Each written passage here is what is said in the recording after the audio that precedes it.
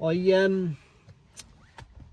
ummed and ahed about whether to do this video or not, but do you know what, I thought, yeah, fuck it, I'll do it, because it's quite an important one, and I think it's not discussed too often, you know. So the subject I want to talk about is rope management within tree work. So yeah, these are just some of my thoughts, my opinions, and I just want to share with you my feelings and importance on this subject. So yeah, rope management. Now, if you're watching this, I assume you're either in the tree work industry, or you might be just getting into the industry. So rope management within tree work has a massive importance.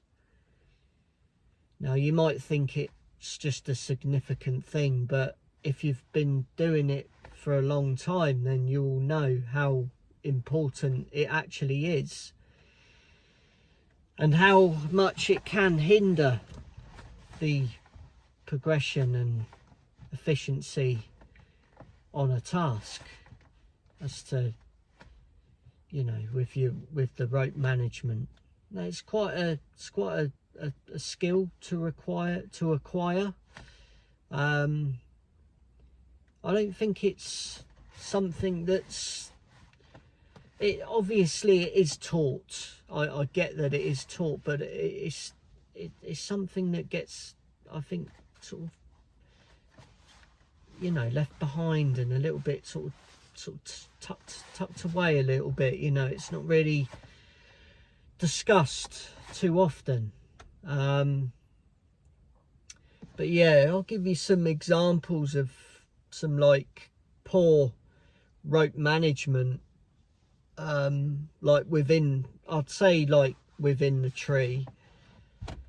So a good example would be, let's say if you're, I don't know, taking out some sections of a tree, or you're deadwooding, or doing a reduction or something like that, or, you know, taking some, you know, blocking down some logs, or rigging, anything like that.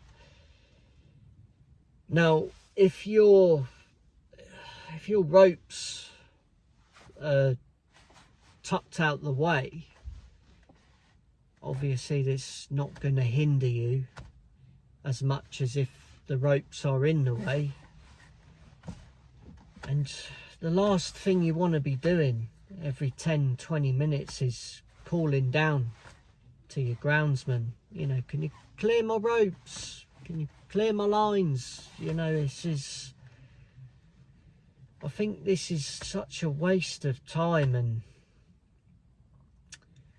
it can slow the job up massively, you know, because if your groundsman is having to stop what they're doing just to come and clear your ropes every sort of 10-20 minutes, and there's obviously something's not quite right. And in my mind, it's a, you know, it's a bit of poor rope management.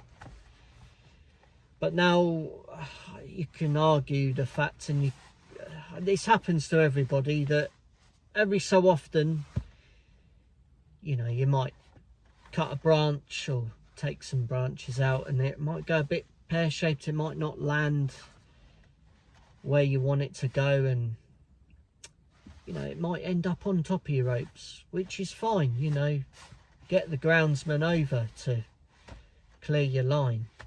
But I think what I'm getting at here is just if it's happening a bit too often on the tree, or if it's, you know, happening every sort of 10-20 minutes, I think that's what I'm trying to get at is it's a bit of a bad rope management. So yeah, and obviously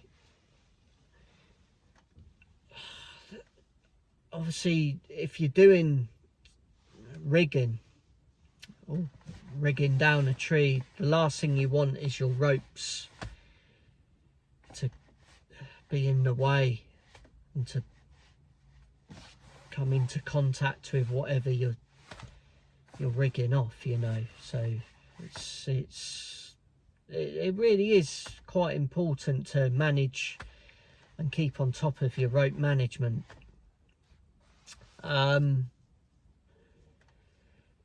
So yeah, it's one of those things, the more tree work you do, the better at it you get. It's just repetition. It's something that's practiced and perfected over time. The more tree work you do, the better at it you get. And it's the same with everything. It's just practice, but it's not something to be ignored. So I just want to stress how important it is to keep on top of your rope management, especially if you're working like a large canopy. You know, you always want to be you always want to be trailing your rope in the direction where you want to be heading. You know, it's no good having your ropes behind you because it will slow you up, it'll drag you back, and it's, you know, and I think when you're learning and when you're doing tree work, now don't quote me on this, but if you've got good rope management skills and you keep on top of your rope management, that can easily increase your progression and efficiency by 10 or even more %. But like I said, don't quote me on that.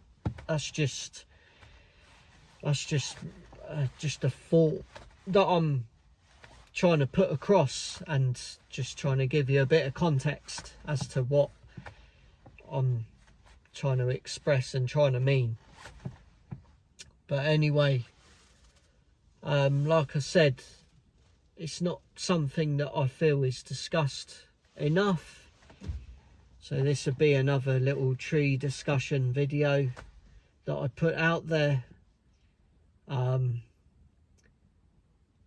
So before I go, please feel free to share your thoughts and, you know, pop a little comment.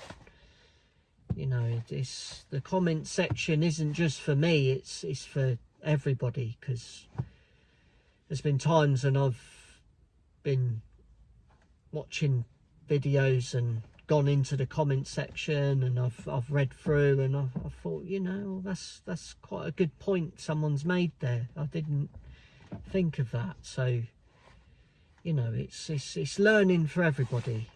And like I said, I'm just trying to share a bit of knowledge and give a bit of value to everybody who watches.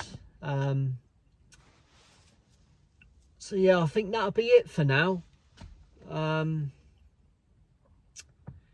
will try and get some more videos out this week. I'm not too sure what's lined up this week and what's on the schedule for this week, but I will try and get at least one sort of tree work video out there. But anyway,